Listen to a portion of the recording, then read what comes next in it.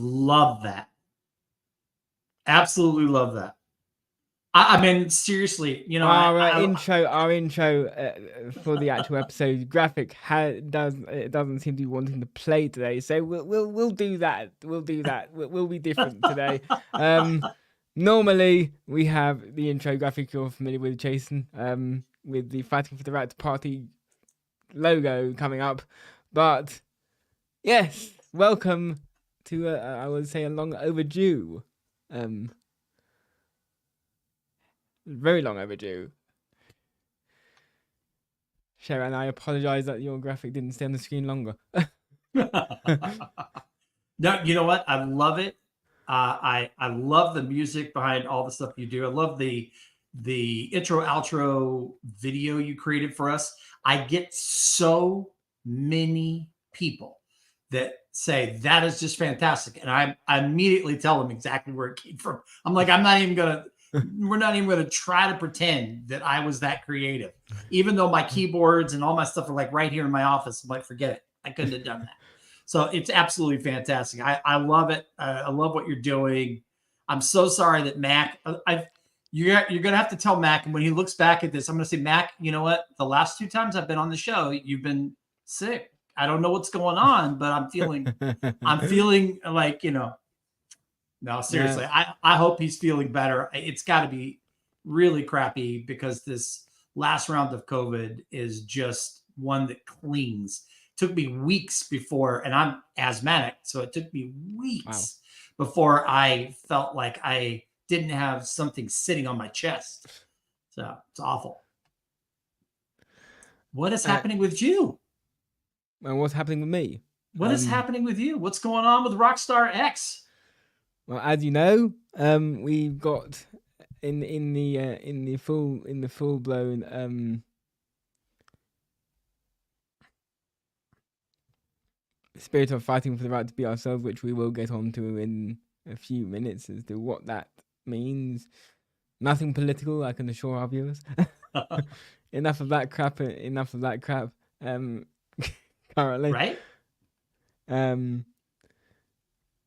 I'm going to stick something on the bottom as well. But yeah, we've got a new chief operations officer currently writing an entire essay down on several questions and working on a roadmap for where we're going to be going and what we're going to be doing. Love it. I love Jason. I love Jason Grooms. I'm so thrilled. I saw he had been hinting kind of that he had some stuff going on with you, but he didn't say exactly what it was. He was being kind of cagey. And then I saw his post and I was like, I can't believe you just didn't text me this first. But because we text back and forth and talk about stuff, I've got some of his artwork sitting on my fireplace, on the mantle of my fireplace, and he is super talented guy, got a lot of information going on, and his human-centered leadership program's just fantastic. For any of you out there that run a company or need someone to infuse human-centered leadership, or don't even know what that is, you should know what that is. And so Jason Grooms is doing that. That's fantastic. But I'm glad he's going to be working with you. So that's a good addition. Yes. So fighting for the right to be ourselves. First of all, people. I've been getting these messages in a lot. What the heck do you mean by that? And wouldn't that be too many times you mentioned the word fighting if your show is called Fighting for the Right to Party? But with being human, or with whether you are neurodiverse or whether you are indeed just plain diverse, you are constantly fighting and trying to stand out and be the person you are trying to be, and often fighting against the status quo as to what people want you to be. So, with that being said, let's start off with your journey. How exactly does that play into your park, Chason? Well, I want to say one thing before I even share that. Last time we talked, when you were on stand up for change. We actually, it was a people community event that we did on a Saturday morning. It is the second highest ranking show that we've ever had live. I mentioned this to you before we started. It's Yeah. still on our YouTube, still getting follows, still getting people to come by. And it's because it resonates with people, because we dove into a lot of stats. You were prepared and put a bunch of stuff out there that I didn't even know. And you know that I shared with you that my youngest brother, who's no longer with us, had was autistic, and how people viewed my family. I come from a large family with a lot of boys, and he was the youngest. And Michael struggled with a lot of different things, but how people treated us. And I can't imagine him growing up and that changing, like him growing up to the place where he was learning to drive, and he was learning to get, he was, going for his first job interview, and how that works. Because people are, and this is just a generalized comment, but a lot of people are, and a lot of employers and leaders do not make it a friendly environment for people that are different. And as you say frequently, different, not less.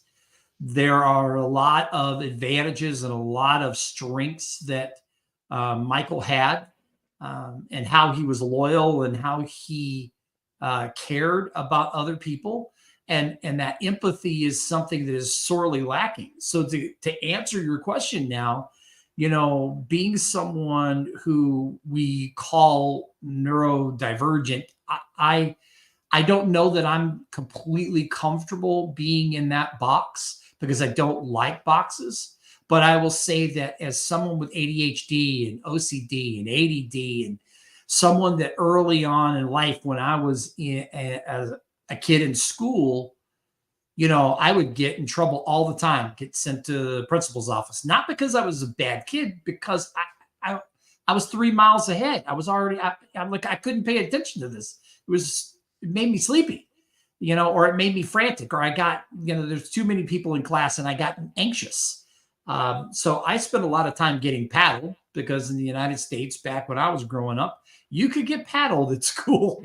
And I would get paddled, and then they would tell me to run around the school, which is how, like, the track coach found me, and then the football coach found me, and then it's like, I got into sports because there's this lunatic running around the school, and they're like, who is this kid? And he just keeps on going. Like, there has to be a better way. There has to be a place and a way for leaders and business owners and community leaders to understand the value of opening up the doors from not only just a diversity, diversity, equity, inclusion, belonging. We talk about allyship. We talk about all of this, and it's really been a hot button since 2019. But even more so, we've got to do a better job of inclusion, of including people that are different, Yeah. that are not like us, and understanding, recognizing those differences, being okay with those differences, being okay to open the doors, learn how you can make the place more comfortable for them by asking questions and listening. And we're not doing enough of that. So I applaud what you do on a daily basis with RockStarX, and who you are, just as Joel, showing up and being who you are, to say, it's not, we've got to move beyond awareness now. We've got to move to action. We've got to create actionable change. And so that to me is why it's important, and why I think, why I'm part of it, and why we are, with our nonprofit, are connected to you, because we think what you do is fantastic. And what you're doing as well is amazing. Is just a bloody shame you're not doing it for the UK as well, because this system over here is also broken. not right this second, but trust me when I tell you that, you know, we would love to have a place in the UK, and I would love to have it as we put transformation kitchens in our programs in other countries.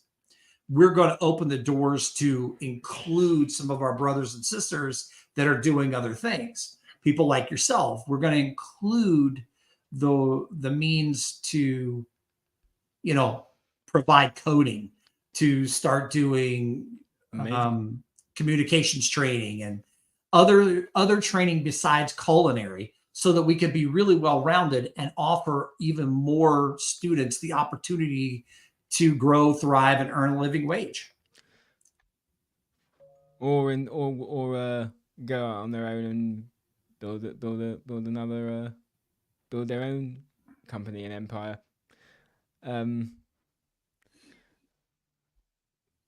But I'm reading this comment. Oh, from I Enoch. haven't even seen the comment yet. Yeah. It's from LinkedIn. Hello, Enoch. I mean, Mac does have his uses. By that I mean in lives, he's the only one who has about 6 screens. So he knows exactly who's actually here. Unfortunately, I didn't have that privilege or the money. I got it. And it's an interesting comment, and I appreciate it, Enoch. I think that the whole point is that we're different, and we're forging our own path, and that's what matters, is that we band together to forge that path and talk about how we move from awareness to action and how we create the change. And that's really, it's like, what are we doing to create actionable change? Because that's where we need to be now. One thing to do actionable change. Everything, I believe, happens from the top. So to get, now I don't know how you would even get governments interested in talking to you guys and talking in front of you about change and actually actioning it from the top, because most people in society are like a herd of sheep or cattle. Literally, and the governments are like the shepherds or the Pied Piper of and so if you do start from the top, kind of the domino pyramid effect, really, where it literally falls in line. But with that being almost impossible to actually achieve, because no one wants to listen to reason apart from a few select people, certainly not ones in politics, or if they do, they want to do it at their own pace and when they're ready, and they want it to become their idea. But if you can't go to them, make enough waves, and then everyone and everyone else will come to you and say, "Oh, you think this is extraordinary? I want to know more." Yeah, no, I absolutely agree. I believe, Margaret Mead has a great quote, and it's never doubt that a small group of thoughtful, committed citizens can change the world. Indeed, it is the only thing that ever has. I keep it on my desk along with another poem from Marianne Williamson about not shrinking ourselves for society. And I believe that one person can make a change. I believe that people can influence a massive amount of others by just being themselves authentically and showing up. And I think that's really the biggest thing, is like what you say. If you want to make a domino effect, start affecting your community, start affecting the people around you, start having an impact on those that are closest, and watch how that grows and watch what happens. And I think you're spot on because people will catch on.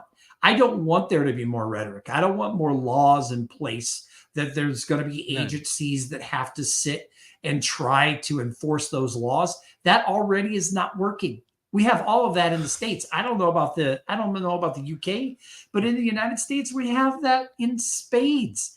And they're so far behind, and it's so antiquated, and it's so... They have laws here as well. They just can't be bothered enforcing them. Yeah, man. Or getting the enforcement wrong, and then having to backtrack. No, that's not what we meant. That's not what we meant. But yeah, really, if we obviously, I mean, you probably agree with me with this, but if autism was accepted and the neurodivergence were accepted and everyone was accepted to being who they are, and who they want to be, there would be very little for us to do. Which would be nice, but it would at the same time be sad because... No, we just shift to doing something. Yeah. We just shift to, creating better spaces. We just shift what we do. It doesn't mean that we wouldn't have anything to do. It just means that we would shift our focus to furthering the cause even more, because there's always going to be people that care about things more than they do other individuals. As long as there's greed, as long as there's politics, as long as there are people that only care about stuff versus other human beings, and I don't see that changing, but I do see a revolution of more people saying, you know what, I'm not going to take this, and I'm not going to stand up for this, and it's not okay with me that you treat me in this way. And I think that revolution that we see happening in the workforce, this dumpster fire of, hey, we're going to light this up because we're not going to stay in this. We're not going to work the way we used to. You're not going to treat me the way you used to. I'm not going to take this. I'm not going to stand for this. Whether it's quiet quitting or all these other terms that people want to say, it doesn't matter. The basis is that people are fed up. They've had enough. And so I think we're opening up these doors, and we're breaking free from these shackles that, like, hey, you know what? I care about money and I want to take care of my family, but I'm not going to do it this way. I'm not going to do it this way any longer. But that concept is very interesting. Very interesting what you said about that. What people are currently doing, but that concept is not new, and certainly, unfortunately, apologies everybody. I could not obtain the rights to use Twisted song today. Unfortunately, Dee Schneider wouldn't answer my calls. But I think that even in the 80s, I mean, I wasn't around at that point. I wasn't around in the 90s, but even the 80s and 70s, even the hippie era, and really going back to the 40s. I mean, people had already had enough back then.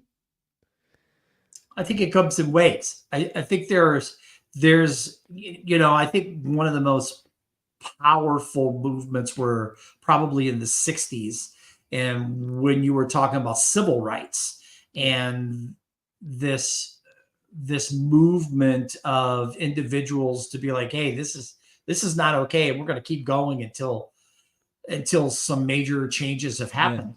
We've come a long way since then, but there's still a lot of inequity. Yeah. And when you start looking at pay equity within organizations, and you look at a female person of color and what they make versus a white male, there is a huge gap, and it's consistent and it's widespread.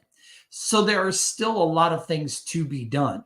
It's not where it was, but it's not where it needs to be. And And so those are steps that need to be taken. I'm really referring to now, in my humble opinion, what I see from younger generations that are saying, you know what, I don't care what you boomers did, because that's my wife and I, we're in that boomer category. You know, when you look at boomers and you look at the people, even, you know, my elders, you know, that are leaving the workforce in droves now, and yeah, all of these younger generations that are coming in, and they're like, no, I'm not going to work 80 hours, and I'm not going to take this low pay, and I'm not going to do these things. I'm not going to do what my father and his father did. I'm not going to do those things. I'm going to show up and I'll work hard, but I expect you to pay me, and I expect you to give me good benefits, and I don't want to be laid off, and I don't want you to hire 4,000 people we don't need and not listen to me. I want you to listen, and I want you to give me space to be myself. I think that's the change I'm talking about. And I see that more and more these days as other generations start to have more of a hold on the workforce. And as we see more things like AI and tech come into play, that I think we're seeing changes that absolutely can make a difference. And it's like you said, you know, it isn't something new. Grassroots is no, not something new, but I think there's always going to be a new battle, and yeah. that's where it is. Hey, what's the new battle right now for you and I? It's neurodiverse and diversity and inclusion and And living wage for everyone. Yeah, let's stop making it where only certain groups can make a living wage. Everybody make a living wage. Let them take care of themselves and their families. but what I think is, I don't know whether it's funny, sad, or just plain delusional, but that it certainly doesn't make any sense. The people who ran companies, founded companies, um, invented stuff, had ideas, did all sorts, hire, and then they hire neurotypicals to work for them, but they're neurodiverse. And they are also college and high school and any other dropout you care to mention, but they are throwing their own community under the bus in a way. That doesn't sit right. You think that's because they're embarrassed, or do you think that that's just because the people even higher up the chain than them are putting that pressure on them to do what's always been done? I'm not entirely sure because if you're a founder, I don't know how much more high you can go really than It's that. true. Um, but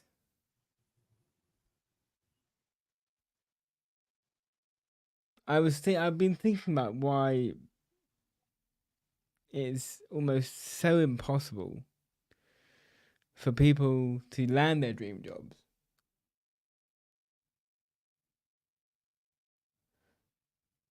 even with a college education and the university and graduate degrees, or postgraduate, undergraduate degrees, and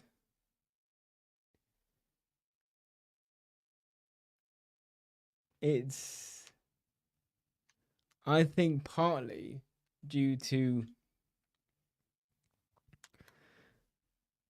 the people who running the company and founded the company and CEOs of that company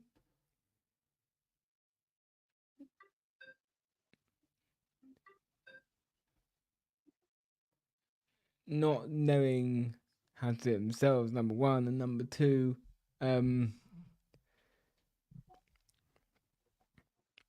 setting what we see the bar as being too high, and what they think is absolutely obtainable for anyone who lands a college, who goes to college or university.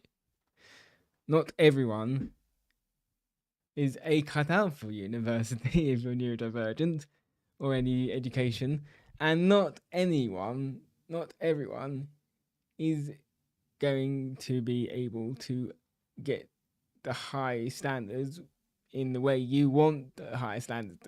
They'll be able to get the high standards, but maybe not in the way you want them to use it in your company. And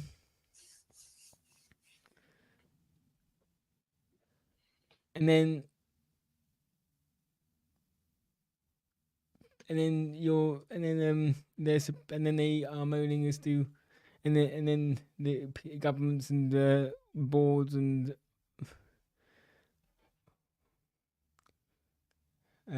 organizations come down on them saying, you haven't hired any neurodiverse people, why have you not done this, and you need to be more inclusive and stuff. I'll tell you why they haven't done it. Most of their resumes end up in the bin before they all the garbage before they even get to the interview stage. So neurodiverse founders tell their managers to hire people, but the managers and the people who are responsible for hiring don't want to hire these people. Well, I think, again, this comes when we're talking to leaders about how to create change.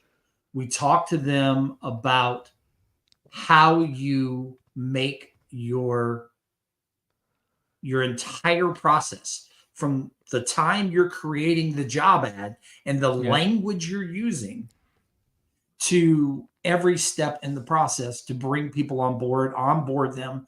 What's their work schedule look like? How do they work? What do you require from them? What is the sensory agents around them? You know, learning to ask people questions, the right questions, learning to listen, learning to have the empathy and the care and compassion to want to do the right things.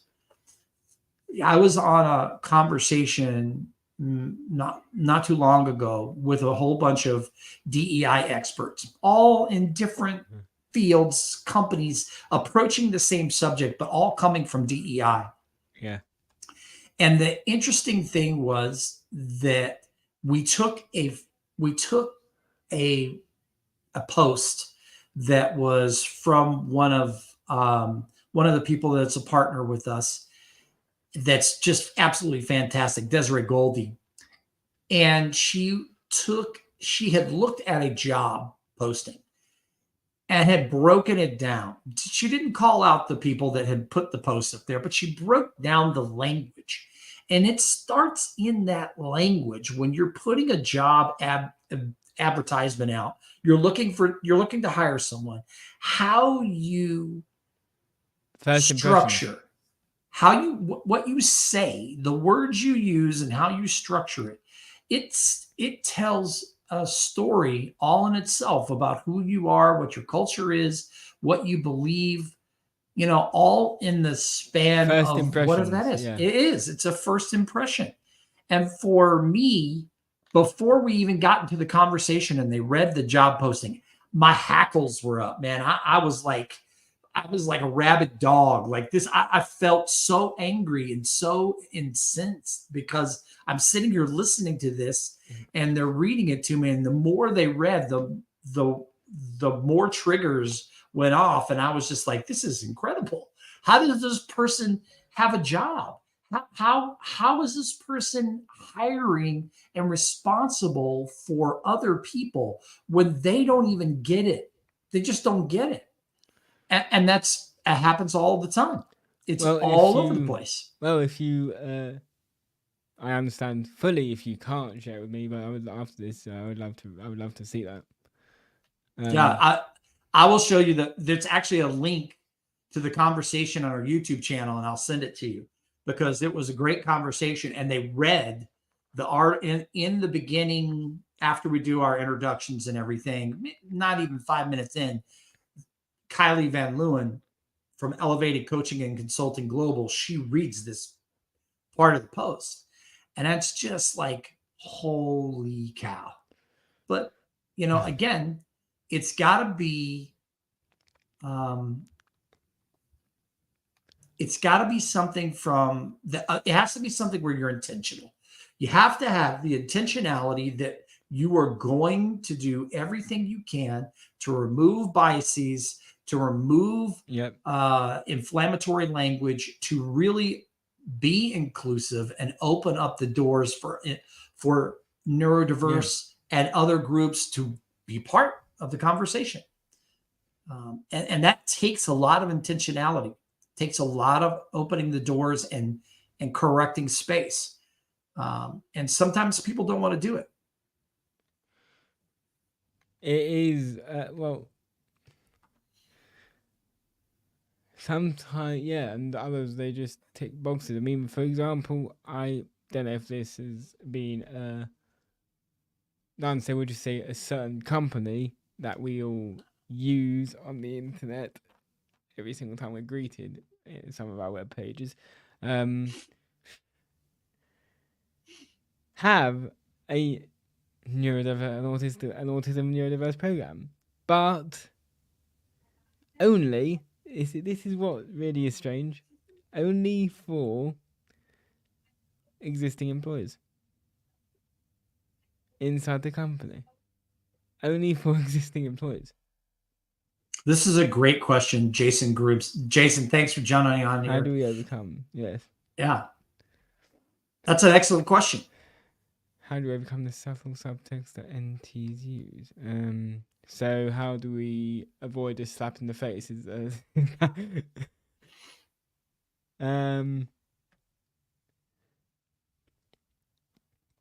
is a good question. I don't actually have an answer, which is not normal. Well, you know what? Jason's and Jason, if you just joined, I was blowing you up on earlier in the conversation, so you have to listen back, my friend. But I appreciate what you do. Human-centered leadership is fantastic. I love that you're going to be the COO with this fine gentleman on the other side of the screen here with my me. job yet. My version of this is everything starts with listening. Everything starts with opening space. Everything starts with a conversation, having a conversation and asking questions and really wanting the information, not checking a box, not ticking and saying, hey, I'm going to do this so that we can say that we are inclusive, but really doing the work. And so how do we overcome? I think we overcome by being intentional, by listening, and then by doing. It's great to do all the work and be awareness and to say we're going to make changes, but what do those changes look like? Getting to the root of what people actually need. Absolutely. Really, that's awesome. And it's also okay not to know what the changes will look like because they haven't happened yet. Every single recruiter or manager or whoever is responsible for implementing changes doesn't need to know what it will look like. They just need to know how they'll implement it or what the ideas are. So instead of saying how will it look like, what are the steps that you want to take to achieve this outcome would be a far more sensible question. You're talking about if you were speaking to someone that you were bringing any organization. I mean, big or small. If the question was, instead of what will this look like, and people's default answer is, I don't know. That's correct, you don't know. It's not been created yet. That's why we're asking you. So instead of saying, what would it look like? What would your plan of action be going forward to make this more accessible for people? Well, I like how Your employees. Jason put it. I mean, what do you need?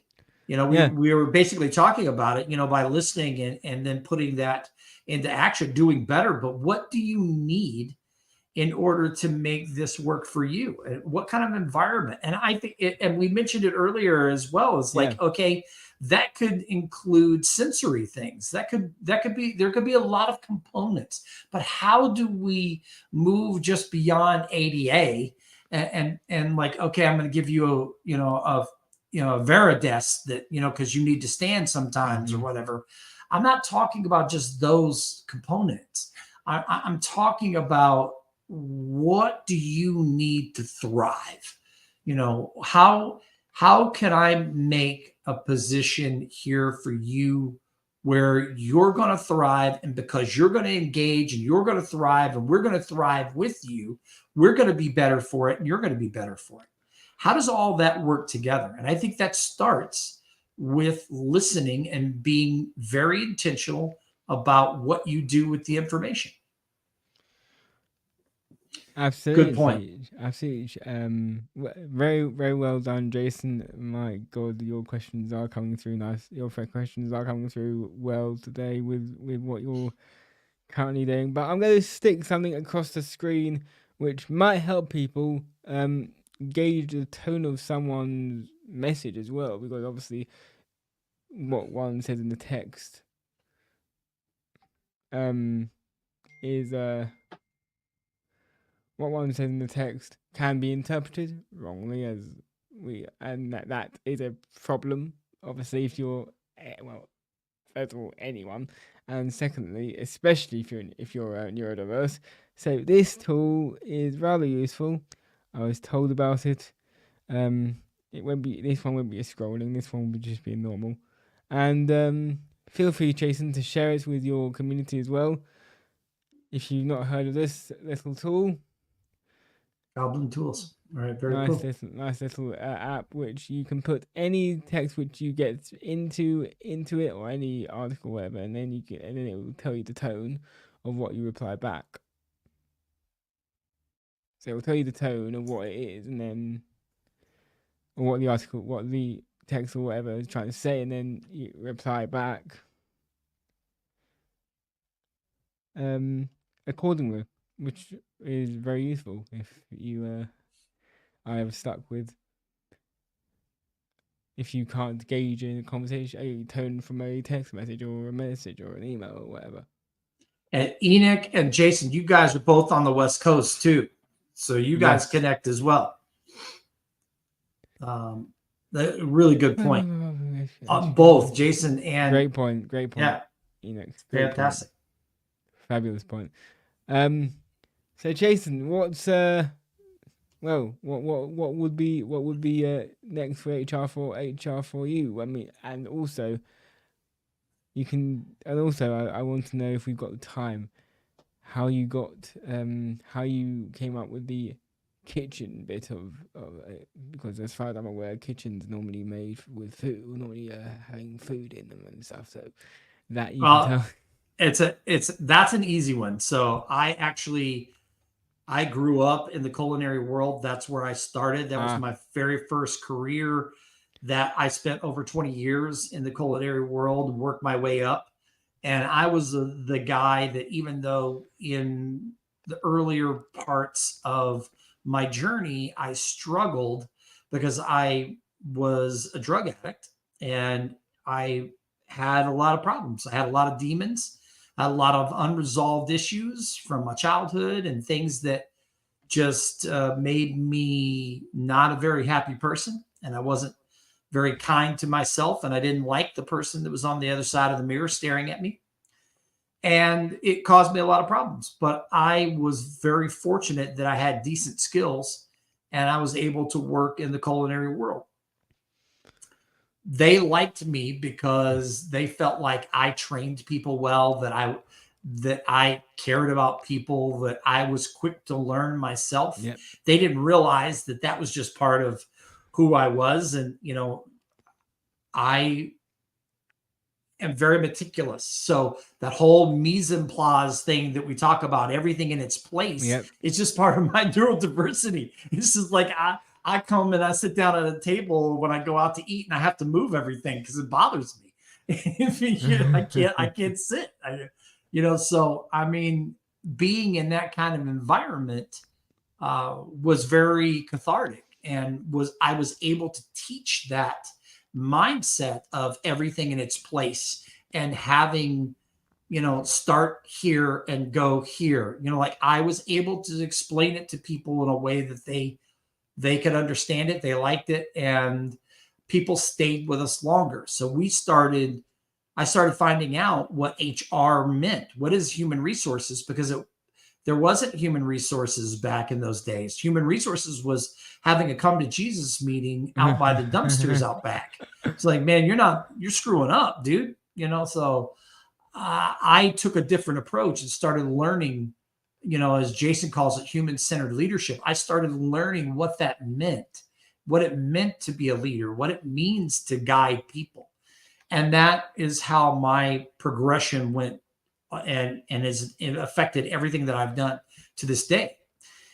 And so Transformation Kitchen for us, this part of the program, which by the way, we're doing our March for Good. As you know, we're doing our March Yep. for Good fundraiser All this right. week. I'll bring that up. I'll bring that up now while you're still talking. Carry on. This is Transformation Kitchen for us is a way to beat food insecurity. It's a way to tackle socioeconomic issues like poverty, and homelessness and living wage, pay equity, by putting all of our grassroots programs that we've been doing since 2022 into boots on the ground. It's a way for us to put the physicality and intentionality behind what we do at Hr-4u Incorporated, our nonprofit here in the States, and put it into physical action of creating a physical kitchen that teaches people power skills, life skills, culinary skills, and they end up either working for the kitchen itself as we grow and we open for lunch and catering, but also for vetted culinary partners who agree to pay a living wage and give benefits to the people coming out of the program. So this has a huge rippling effect on people. It doesn't just affect the 60 plus people that come out of the program. It's their families, their friends, their community that's changed. And that's what we want to do. And that's what we want to create in multiple states and multiple countries. And, so that's why we partner with people like you. That's why we partner with people like Jason. And we are moving the needle forward.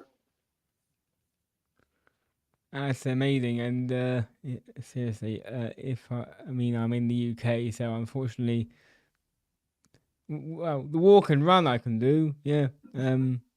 We just share it, man. We don't have swimming pools left, right, and center over here. We have public ones which charge an absolute fortune, and that's about as far as it goes. No, we don't get them in the back gardens here. Not unless the rain starts, and then we get them anyway. But well, the whole purpose of the program is to level the playing field for underserved communities. That opens the door up. Opens the door up for a lot of different people to not only get involved with what we do, but to be part of it from the ground floor. So I love that. Jason. That's the wrong one. So, we have got literally, let's see if I can do this right, 13 minutes. We always like to do our most of our podcasts are normally an hour. Unfortunately, when Mac's here, it's normally over that, which he always says an hour, and then we never, we never seem to be able to stick to it. But Um, so in the immediate short term, Jason, what can the people who are watching, some of which I really can't see, all of which I actually can't see, who's watching and who isn't. Um, what can the people watching, and of course, what people who may be catching up on this later on, yeah, unlike TV in this country, you don't need a license to watch this on the internet. Yep. Once it's But out there, it's out there, what's man. yeah, what's your what's the what can people do now to start shifting the for wanting a better word, cesspool of society and changing the narrative? I think you show up daily. I think you start listening. You show up daily. You don't allow things to. You don't stand by and watch things happening when they're not right. You you help out yourself, your family, and those around you. You share. It doesn't cost anything to share what you're doing, what I'm doing. What other great organizations are doing. It doesn't cost anything to do that. Share that information, shout it out to the rooftops, talk to people, in conversations, and introduce people together. It's free. And that kindness is something that certainly will be reciprocated. It is the easiest way with the least amount of effort that you can create change, is just by latching on to organizations that are doing that you resonate with, and getting involved in whatever capacity you can. And Jay, one of the things that I love about Jay Grooms is not only is he doing stuff with you, he's also on our advisory board. And this guy, he's got so much going on in his life, but he still manages to give us time to put his perspective in, to show up and give advice. And it's incredible. But even if you don't have that kind of time, you can't volunteer, you don't have the finances to give to an organization, you still can share what they're doing. And it needs to resonate with you. It needs to be something that's authentic, but it doesn't cost you anything to share what other organizations are doing. So that's why we share what you're doing. That's why we show up. You've been on our show, and we've been on your show. I need to start sharing your stuff as well. I've been trying to get the badge like you've got on your LinkedIn profile these last few weeks. I see that, and I keep liking all your stuff every time it pops up. Bloody difficult. Yeah, it's especially the ones which I picked. Well, it just happened. I just answered some questions. They asked me to answer some questions. I answered some questions. So it's funny to me. I wasn't even going to tell anybody, but our president, our board president, Felicia, she's like, nope, I already created a graphic. You're going to post this stuff out. You got to tell people about it. I'm like, all right. And we could have done the graphic for you. Hey, you already did that great video. That's fantastic. I need to do another one, maybe with a timer. Oh, yeah, no problem. I love this one. I love this. Yep. It's a constant stream. That's the Grassroots. Yeah. So, also, Jason, this is a new thing which I see sometimes on on one of my friends' channel, which I actually helped with in the earlier days. Knowing what you'll do now, what would you advise your younger self? Ooh. Well, there's a million things I'd tell my younger self, besides probably slapping him across the head and be like, listen, dude. But I would say get out of your head, and stop telling yourself that you're unworthy. Stop beating yourself down, telling yourself you're unworthy. Get out of your head, do what you love, and start caring about yourself. So that would be what I would tell my younger self. That's a very important message, and I couldn't agree more. I mean, I wish I had known what I did now back then. But if I did that back then, I wouldn't. I would.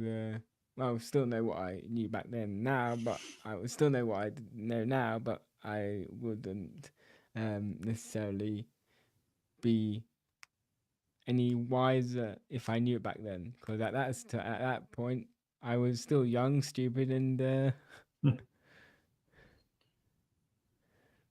I love this one as well. One of the hardest. Yeah. Yeah. It is that is true. I mean, I still. Yes, I passed my driving test, but I feel like I feel like I'm an imposter. Why am I driving? This is not right. So because I was waiting 12 years to actually get a license. Now I'm like, this is weird. And I shouldn't be doing this, but now you know what I should be. I probably shouldn't have been doing it 12 years ago, and they were quite right. It wasn't the right time. Everything comes at the right time. Agree. And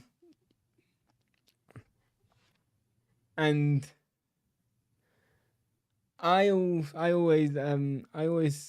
said my only video before my camera broke on my my personal channel. Everyone, the world is made up of unique. Everyone is unique, and as soon as society gets that into their heads, not only will it be a better place, but if you then realize that you're unique, and you want to create and you want to change the world, you want to create something, well, you will have something wonderful by the end of it. It really is. If you believe in what you're doing,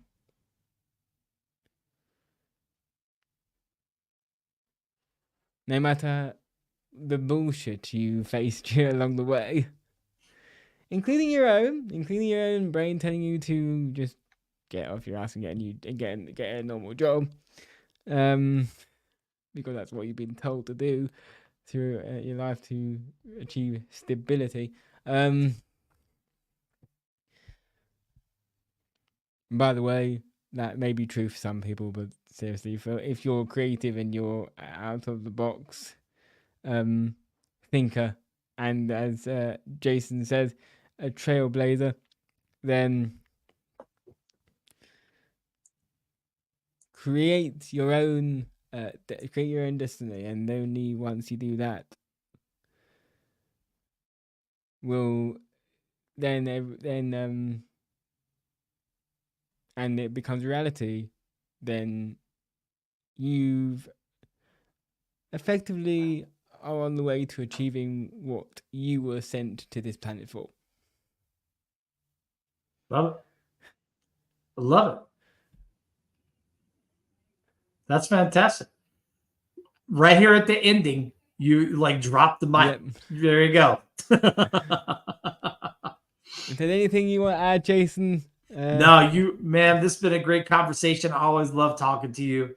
I appreciate you having me on your show. And I appreciate talking to you as well. Enoch and Jason and anybody else who showed up that we couldn't see. And I know that we'll get a lot of people that will see this on our YouTube channel. So I'm excited about that. But no, fantastic, man. Feel free to edit anything you want to on the. I believe it's you can. StreamYard does allow you to do that now, and if anyone in the audience wants to create stuff like this, I don't know about you, Chason, but I have an affiliate link of StreamYard, so Nice. if anyone does want to create videos like this, then that link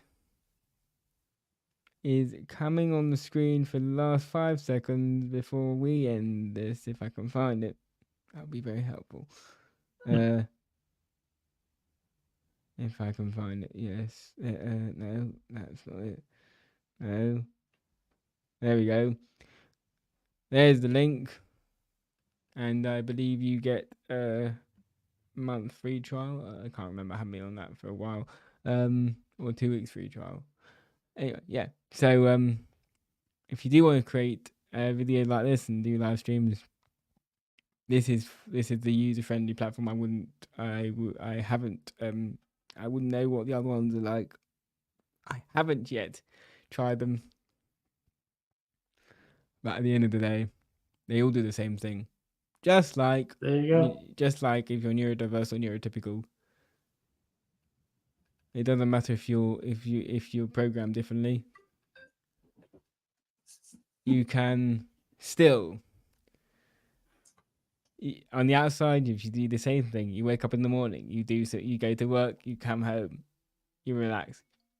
Same thing. The same thing as everyone else.